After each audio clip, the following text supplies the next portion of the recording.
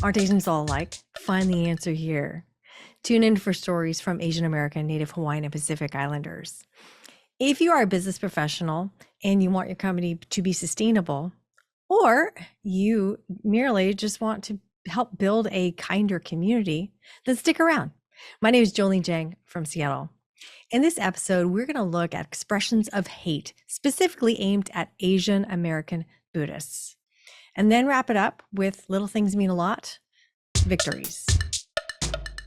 I wasn't planning to talk about expressions of hate so soon, but my cousin messaged me last night about the Seattle Betsuin Buddhist Temple being set on fire on New Year's Eve and also a couple of days ago. What's the big deal about a fire? Nobody was hurt. That is true, but so much is lost. So let me tell you about this Buddhist temple. It's the center of Japanese American community. I remember looking at one time that there was 12,000 Japanese Americans and about 12,000 Black folks in the central area. Because everybody who's Black or Japanese, my mom will know. I'm like, why is that?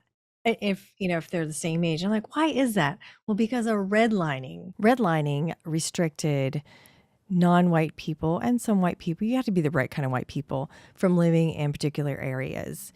And so that is why, or one of the reasons why my mom's classmate was Jimi Hendrix. And Quincy Jones also went to Garfield. So a lot of the non-white folks were concentrated in different areas. And then there was also busing to make sure it was integrated, but really it was quite segregated. So they were all kind of in the same areas. That's why a lot of minorities, at least back in the day, knew each other. Delbert Richardson is an educator in Seattle, and he has a lot of the signs that show no Ethiopians, no Orientals, and the different groups that are not allowed. Look at my resource files on jolenejang.com on show notes. In Seattle, during World War II, when Americans of Japanese descent were rounded up and incarcerated and living in horse stalls, there was a lot of hate, obviously, towards Americans of Japanese descent. Japanese were tagged as if they were cattle, and it was a tough time. So we're not necessarily talking about the internment camps today, but what does it have to do with the fire? Well, all this history, when the Japanese Americans came back, were allowed to come back to their homes, or if they had homes, right? Because a lot of them were, anyways, just another situation. But a lot of this history is gone. The Seattle Betsuin Temple hosted a lot of information, family information, the Seattle Buddhist Temple in 1901. So they had all this information in boxes. So it is just really so sad that it's gone. And at least the Densho Project, DENSHO, they have so much information from a lot of the families regarding the incarceration. So at least there's those stories, but it's sad that information went out with the fire. By the way, with the Buddhist temple, in 1948, they also started a Boy Scout troop. My mom and my aunt, we were talking recently that they were in Campfire Girls, and I think it was mostly Japanese Americans.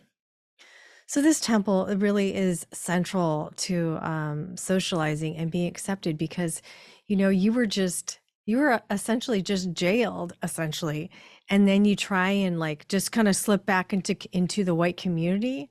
No, you needed a place where you could talk to other Japanese Americans and just be, because I can't imagine what that would be like. Back to this being a big deal. My parents were married there. My aunt was married there. A lot of people's funeral services were there because it was so central. And I went to Bon Ondori, the street festivals, like in Karate Kid, how they have that Japanese dancing. It was my favorite. It was part of Seafair, the Seattle Festival. I would look forward to the Bon Ondori Festival every year, and the taiko drums was so fun. I remember when I was 4 or so, I probably went to it earlier, but I just loved dancing to it. And then I did become a drummer, by the way. And I got to get dressed up in a kimono, and we had Japanese relatives who knew how to dress you up in a kimono. That's not something you just put on, that is an art.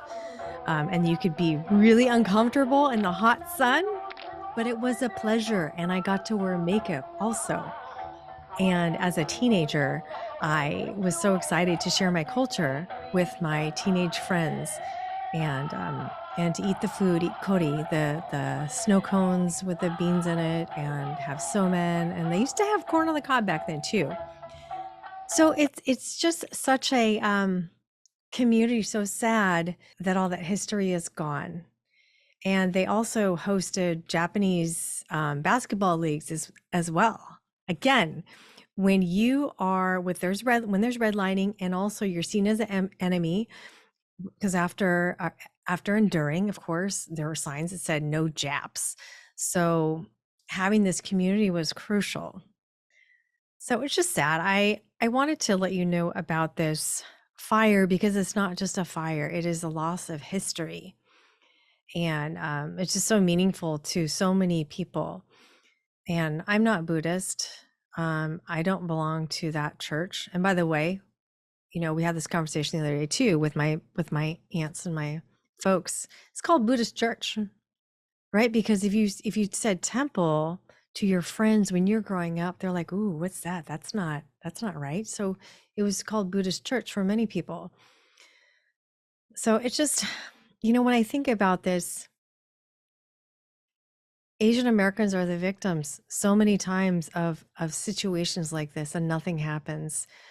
I was going to talk about this other situation where Buddhists were attacked, but I'll say that for another time. But it's just so often, every single day.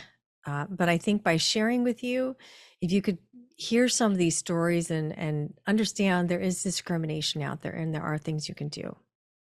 So with that, we're going to switch gears and talk about Little Things Mean a Lot.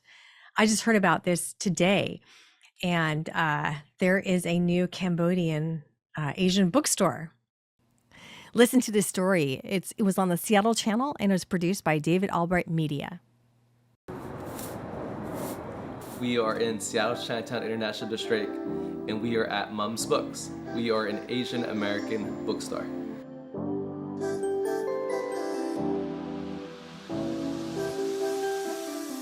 This is my dad, Mum. The bookstore is named after him. Hey, thank you, Pa. Yeah, he done good job, my name, but I'm not especially about businessman. I just a worker. Within the Asian American diaspora, I think voices are often left out. I'm Cambodian American myself. For this bookstore, for instance, I have pictures of my family throughout this bookstore to show the Southeast Asian, to show the Cambodian American experience. I think oftentimes immigrants and refugees are painted as outsiders, and I think I wanted to show folks that a lot of us are just kids. You see a lot of laughter in this videos, a lot of joy. I think my parents just trying to make it here, I think, in this country. That's what it shows. This is not my store. This has everyone's fingerprints on it, from the mentors who've guided me in this community, to my parents who surround me with books. Like, it's everyone's fingerprints. My name is Ron Chu, and I've worked in the neighborhood for a long time. Several years ago, I wrote a book titled My Unforgotten Seattle. I saw the world changing, my world vanishing, and then a new world emerging. I felt it was important to capture those stories. What more appropriate place to sell my book than in a place that really is about continuing the history of this neighborhood and its legacy. I'm gonna try. You can have it. This is our first book talk. And look at this room. Can everyone just look around? And Our story, specifically as Khmer, has come full circle in the sense that those of us who owned books and read books and wrote books were murdered in our country, and now there is a bookstore for us. Sokha has had this dream of creating an Asian American bookstore in the neighborhood, and I've watched it evolve as he's bounced different ideas around, and he's made it happen. It's a very special place. Thank you to community, Asian community, and the city. Let Sokha have opportunity to open this store and help people to get knowledge from here, because this is the store of knowledge.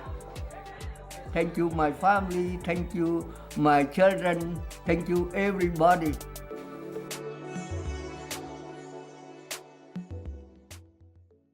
Pretty exciting to have an Asian American bookstore here in Seattle, because I remember it was only a couple years ago where I think it was the first or second Asian bookstore. One's in New York, I think one's in California. When I was in Minnesota, I saw a Hmong bookstore in the Hmong community. So that was really exciting. Also, there is a Hmong museum that's opening up in Minnesota. I'm sure that's the first of its kind. And I also heard there's a Hmong center in California, which is kind of unusual. I think the Hmong people in Seattle are up, they do the flowers. They're up kind of in the farming communities up north. So I just thought that was excellent. Oh, another thing, on LinkedIn, I saw one of my folks there on LinkedIn who shared he and his wife's Hmong native outfits. So I thought that was fantastic, because a lot of Asians don't want to share that they're celebrating their holidays on LinkedIn, and they definitely don't want to share their native dress. So I feel like there's some empowerment happening. It just kind of one by one. So that is our expressions of hate. There are many expressions of hate. I wish it didn't have to happen. So knowing about these, I hope you can do something about it. And certainly with my Empowered Asians Facebook group and Asian Allies group, we talk about these things all the time of what you can do. You just heard expressions of hate, and there are many more to come, but we'll save them. And little things mean a lot. The victories, there are little victories here and there. And I hope you take the time to look at the resource links and look into, what about this Buddhist temple? How is it the community? What is redlining? And educate yourself on these. Also on Empowered Asians and Asian Allies, these are my Facebook groups. We talk a lot about what you can do in your community so these do not happen. I can be found on Instagram a little bit, and LinkedIn a lot, and YouTube a lot. And I will see you next time. And Asians are not alike.